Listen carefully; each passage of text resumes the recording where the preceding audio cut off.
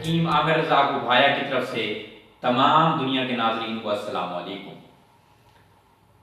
आप जब रात को सोते हैं आपका नाक बंद होता है और फिर आपको ज़ुकाम हो जाता है।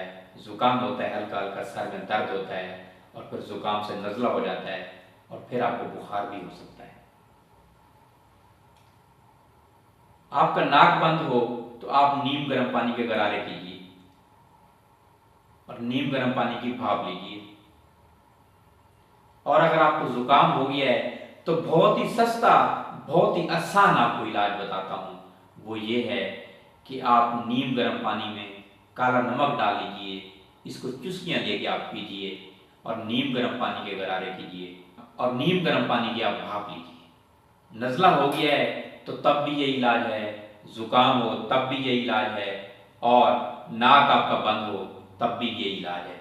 सर्दियों के सर दर्द के लिए भी बेहतरीन इलाज है।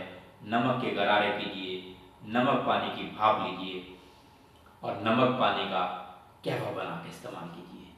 आप देखिए आप कितने जल्दी तंदुरुस्त होते हैं और आप अंग्रेज़ी अद्वियात से बच सकते हैं, अपना वक्त और पैसा भी बचा सकते हैं।